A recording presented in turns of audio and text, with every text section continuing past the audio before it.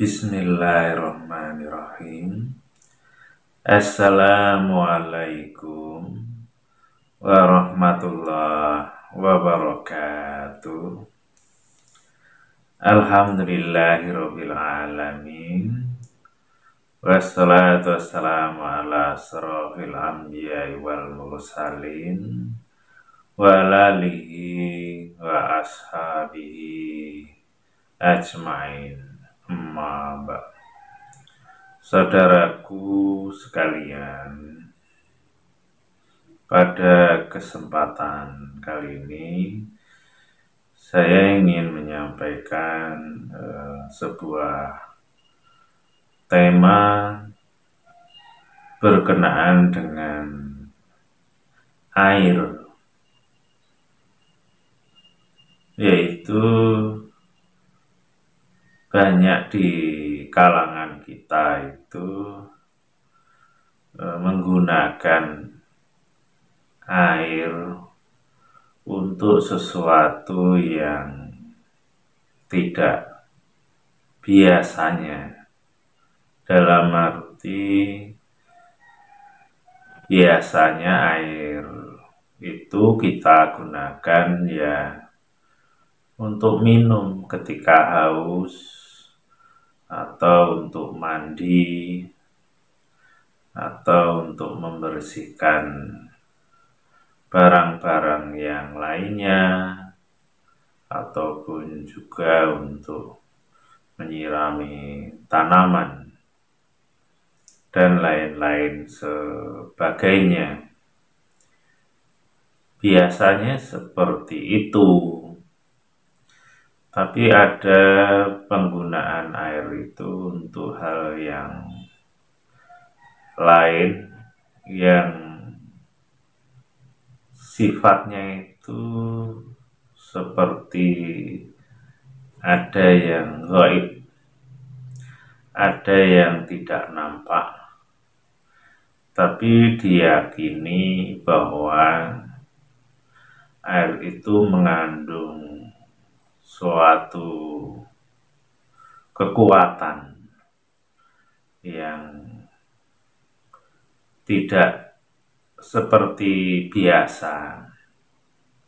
Kalau biasanya ya, kalau untuk minum ya rasa haus hilang, terus badan segar. Tapi ini air itu digunakan agar umpamanya bisa menimbulkan sebuah kekuatan tertentu di tubuh seseorang apabila meminumnya ataupun disiramkan di badannya. Ya kalau kebiasaan di masyarakat, umpamanya ada orang yang umpamanya kemasukan makhluk halus, ada juga yang menggunakan air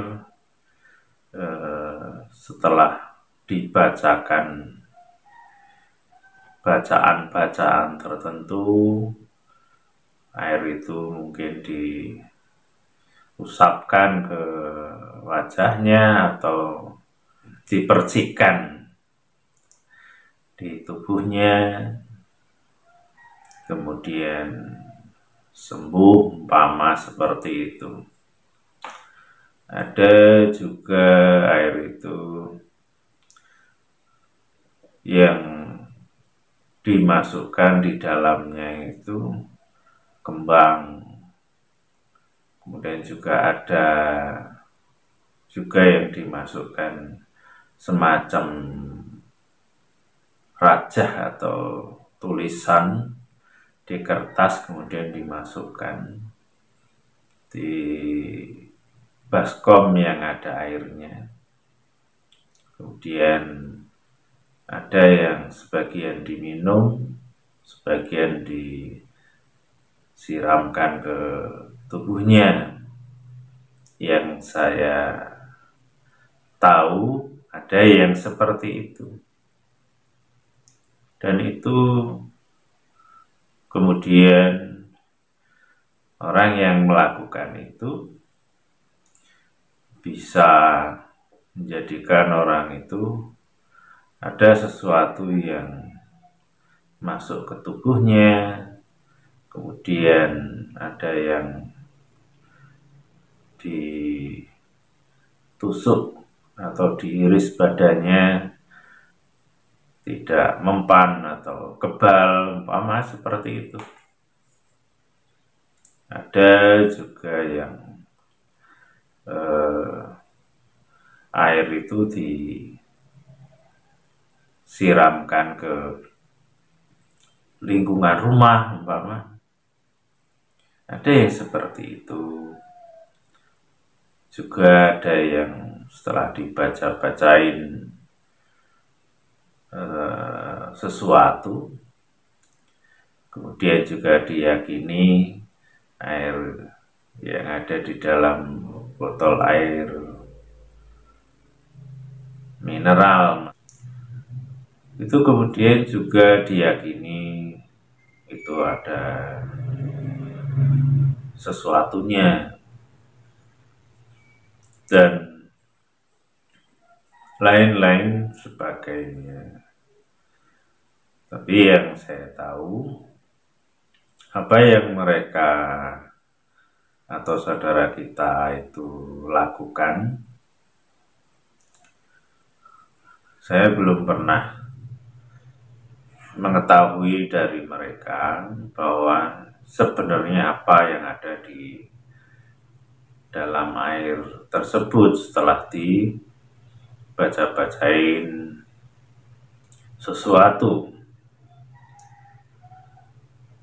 Hanya saja mereka biasanya menyampaikan bahwa itu air yang sudah dibarokahi, air yang sudah dibaca-bacai, paling seperti itu. Dan kebanyakan mereka ya tidak tahu persis apa sih sebenarnya yang terjadi di air itu. Kemudian kalau istilahnya berpikir kritis, kemudian kok bisa menimbulkan sesuatu kelebihan atau kekuatan yang sifatnya gaib, yang tidak nampak. Apa itu, kok bisa seperti itu umpamanya. Dan juga bacaan-bacaan itu kok dengan bacaan yang ini, yang itu. Kemudian juga penggunaan air itu sebagai media untuk menarik atau menimbulkan sebuah kekuatan gaib tadi,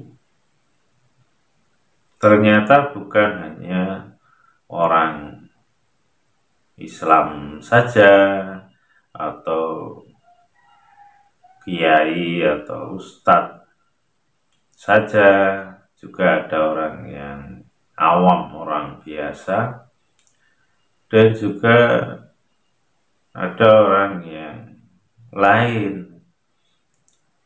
Taruhlah biasanya kita sebut orang pintar umpamanya, juga seperti itu. Baik orang Islam ataupun bukan, baik yang sholat ataupun tidak, baik orang yang menurut umumnya dia orang baik, orang soleh, ataupun orang yang sebaliknya, orang yang belum baik, itu juga sepertinya sama.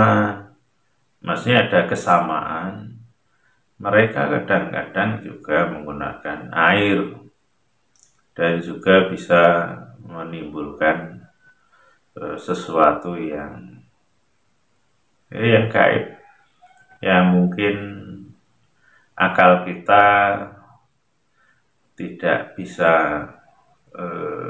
nyampai kok bisa seperti itu. Tapi kita sebenarnya ya harus berpikir, karena khususnya kita sebagai orang yang beragama Islam, dalam menjalani hidup ini, dalam beribadah ini,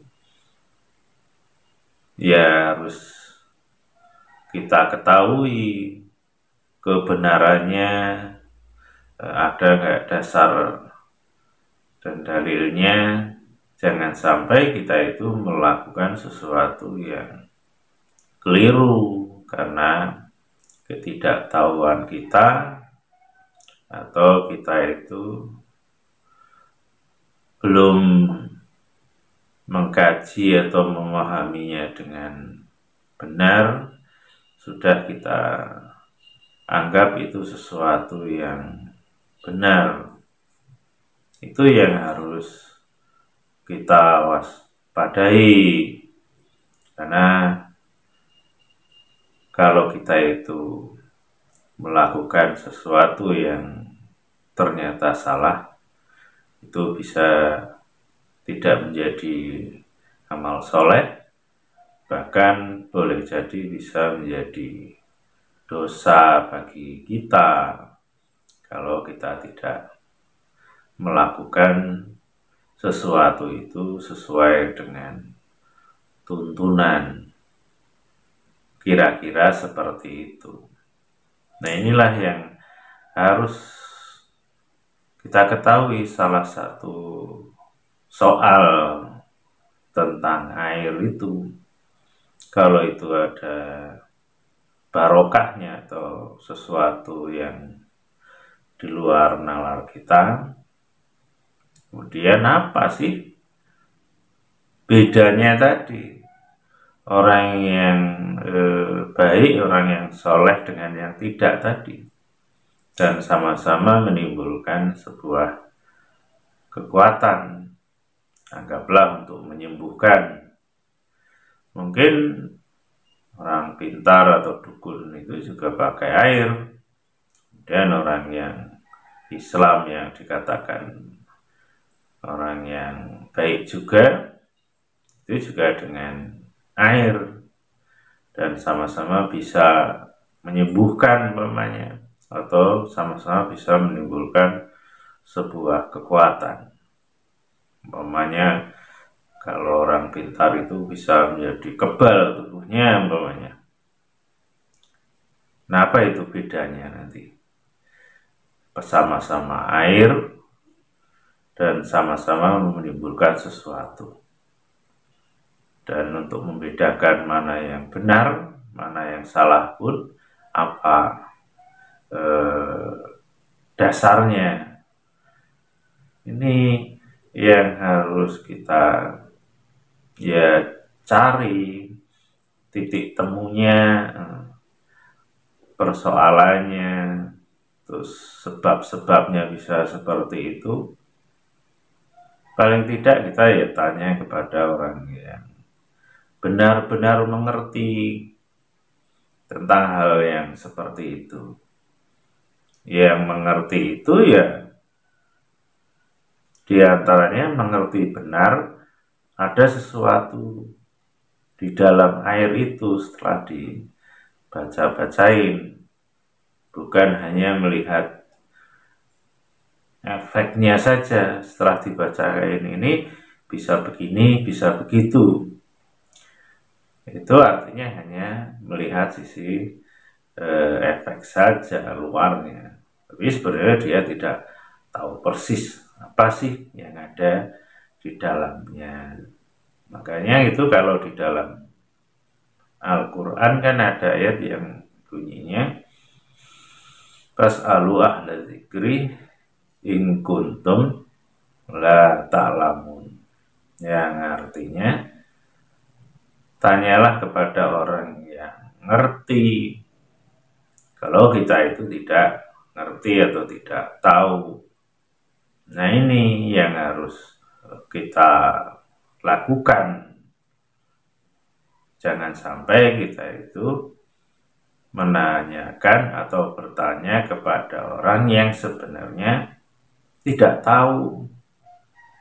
Ya, tidak tahu dalam hal yang gaib seperti itu, umpamanya di tubuhnya ada makhluknya, dan makhluknya ini bisa keluar dengan dibacaan atau bacain ini itu umpamanya. Ya, sebenarnya dia itu tahu tidak kan gitu. Ya paling nggak tahu itu kan ada dua paling tidak. Yang pertama ilmu yakin, yang kedua ainul yakin. Paling tidak itu yang bahasa kitanya itu dia tahu dengan secara keilmuan. Dan yang kedua ya melihat sendiri dengan mata kepala istilahnya. Bisa seperti itu.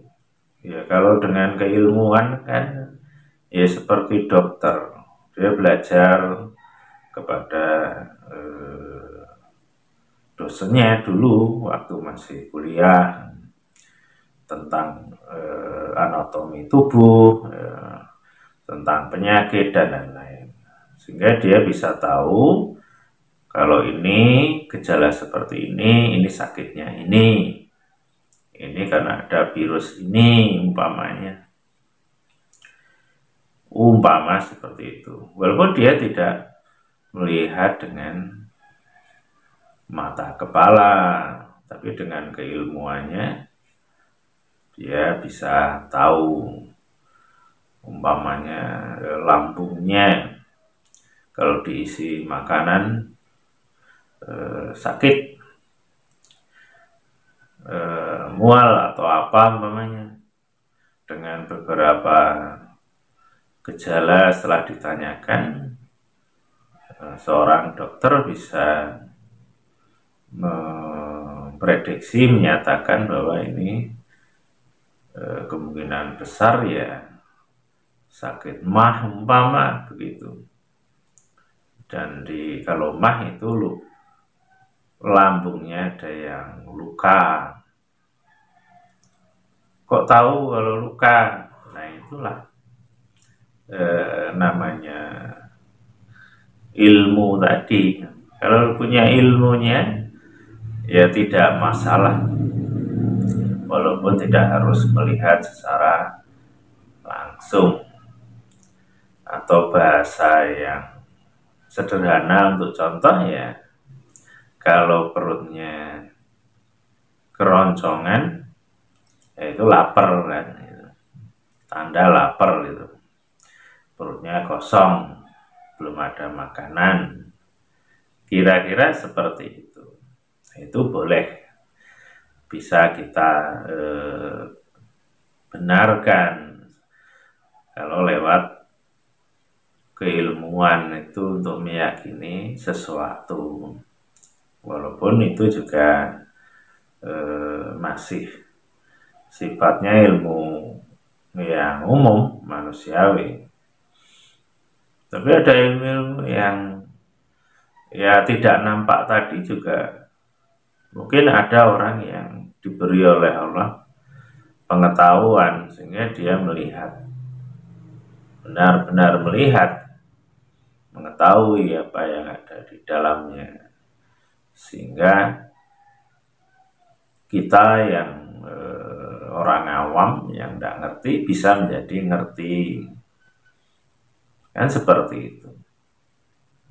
Makanya kalau kita itu tidak tahu sama sekali, tidak tahu ilmu yang gaib tadi yang nggak nampak, dan kita tidak punya ilmu tentang itu terkait dengan orang yang mengerti tadi, sehingga kita hanya berdasarkan asumsi ya pikiran kita sendiri umpamanya, atau berdasarkan orang-orang yang sama-sama dia juga tidak ngerti, tapi umpamanya kita bertanya kepada orang yang dianggap pintar atau gurunya ke atas, tapi mereka itu sama-sama seperti kita umpamanya, sebenarnya tidak tahu, dalam arti tidak bisa melihat dengan mata atau ainul yakin tadi. Akhirnya itu ya bisa menjadi sebuah kesalahan yang beruntun, berantai kan gitu. Yang ngasih tahu dulunya ya nggak tahu sebenarnya, kemudian yang kedua, yang ketiga, yang keempat ya sama-sama tidak tahu, ya sudah. Akhirnya ya kesalahan itu berkepanjangan. Maka yang paling baik itu ya kita tanya kepada yang memang benar-benar dia melihat, dia tahu kan gitu. Tahu dalam arti yang ya luas sekali.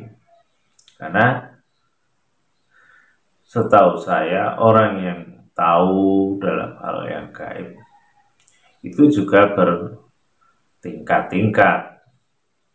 Ada yang hanya tahu bayangan lewat umpamanya, ada yang tahu ya nampak tapi juga belum begitu jelas umpamanya, ada yang ya melihat benar aslinya umpamanya. Karena ada sebuah cerita atau ya pengalaman ketika ya saya bergaul dengan orang-orang yang mengerti seperti itu. Ada orang yang merasa dia melihat ditemui seorang kiai berserban, ya kiai biasanya seperti itu kan, terus memberikan sesuatu, entah nasihat entah atau apa. Tapi ada teman satunya lagi yang ya lebih tahu bahwa sebenarnya itu bukan kiai atau orang soleh. Jadi itu ada dua kan, satunya juga melihat wujud kiai, yang satunya bukan, dan bisa dibuktikan. Waktu itu diceritakan, ya coba lihat saja, benar nggak itu seorang kiai yang berserban tadi. Kemudian yang satunya entah dengan cara bagaimana dia bisa membuka tabir itu, atau bahasa lainnya itu membadarkan wujud aslinya. Dan ternyata setelah diwujudkan aslinya, ya makhluk lain, kalau bahasa kita itu apa, gendruwo yang hitam besar itu. Nah itu salah satu contoh bahwa ada orang-orang yang dia bisa melihat, wah ini kiai wujudnya, wah ini wali, wah ini nabi umpamanya, atau orang-orang soleh dulu yang sudah meninggal. Banyak yang melihat seperti itu. Tapi sebenarnya ternyata itu bukan seperti yang dia lihat. Dan itu bisa dibuktikan dengan ya orang-orang yang lebih ngerti tadi, bisa membadarkan, bisa mengembalikan wujud asli yang dilihat oleh orang yang bisa melihat tadi. Nah, ini yang harus ya kita ketahui. Makanya memang benar kalau ada yang mengatakan kalau orang yang bisa melihat makhluk gaib itu ya biasanya ada jin yang membantunya. Itu ya insya Allah benar. Tapi yang harus kita ketahui ya tidak semuanya. Jadi jangan sampai kita itu istilahnya itu ngebiah-uyah, memukul rata bahwa setiap orang yang bisa melihat seperti itu pasti itu pakai jin umpamanya. Ya jangan seperti itu. Karena kalau kita tidak tahu ilmunya, kita malah menjadi dosa, malah memfitnah, dan itu akan menghancurkan amal soleh kita sendiri kalau kita melakukan seperti itu. Itu salah satunya yang harus kita ketahui. Makanya kembali ke air tadi. Maka tanyalah kepada orang yang benar-benar tahu. Yang tahu benar bukan pakai jin, tapi atas izin Allah umpama. Nah itu ya penting bagi kita agar jangan sampai kita itu menuduh orang-orang yang sebenarnya tidak seperti yang kita tuduhkan. Insya Allah seperti itu. Nah ini kembali ke air tadi juga. Kita harus cari, tanya kepada yang benar-benar mengerti. Ada apa air itu? Kalau ada sesuatu itu apa? Kalau itu sesuatu yang baik dibacaan ini dan itu, kenapa orang yang dikategorikan mungkin tidak beriman atau tidak sholat umpamanya, kok juga bisa menimbulkan kekuatan? Jadi artinya ada kekuatan yang baik ataupun yang buruk, apa seperti itu kan gitu. Bahkan bukan hanya airnya yang saya ketahui dari pengalaman bergaul dengan orang-orang yang ya pernah menggunakan hal-hal seperti itu. Ya diantaranya umpamanya bacaan. Ada bacaan itu diambil dari Al-Quran. Tapi itu juga kenapa bacaan itu sebenarnya baik dan Al-Quran, tapi kenapa bisa digunakan untuk hal yang tidak baik? Ya umpamanya untuk menarik wanita umpamanya, atau melet istilahnya. Ya saya sih ya dengar dengan orang-orang yang pernah melakukan itu. Kok bisa untuk hal yang tidak baik, untuk mengerjai umpamanya, kok bisa? Padahal itu ayat Allah. Nah itu kan juga harus dipikirkan, ada apanya kan gitu. Ayat itu baik kok bisa untuk yang jelek umpamanya. Atau kasus lagi ada pencuri, setelah ketangkap dipukulin, digebukin, ya enggak apa-apa deh. Istilahnya itu kebal atau apa. Kemudian dicari titik kelemahannya. Kemudian ternyata dia pakai sabuk. Dan sabuk itu bisa dibuka di dalamnya.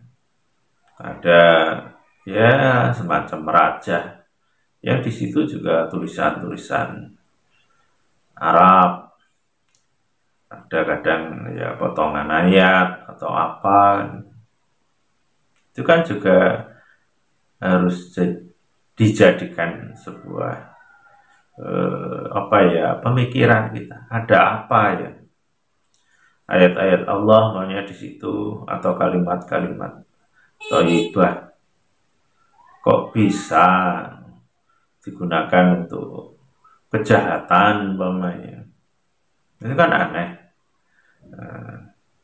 Jadi beberapa contoh tadi, di samping contoh yang lain banyak sebenarnya, kenapa sesuatu yang pada awalnya itu baik, ya diantaranya mungkin ayat-ayat Allah atau mungkin sholawat, kenapa bisa untuk hal-hal yang buruk tadi.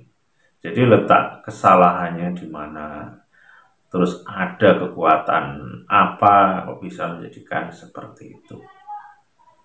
Nah ini yang harus kita kaji, kita pelajari. Jadi jangan sampai kita keliru, jangan sampai tauhid kita itu menjadi rusak. Dan ini yang saya coba istilahnya ungkapkan seperti ini, agar ya kita kembali ke jalan yang benar kalau pernah melakukan sesuatu yang ternyata itu salah di hadapan Allah. Nah, untuk saat ini saya cukupkan di sini saja. Mungkin di kesempatan selanjutnya ya kita masih coba sampaikan, masih berkenaan dengan ya mungkin air atau media, karena media dalam hal yang mengarah goib tadi, air itu salah satunya, dan yang lainnya bisa besi, emas, intan, dan lain-lain. Nah, ini saja yang bisa saya sampaikan saat ini. Kurang lebihnya mohon maaf, kepada Allah mohon ampun. Akhirul kalam, assalamualaikum warahmatullahi wabarakatuh.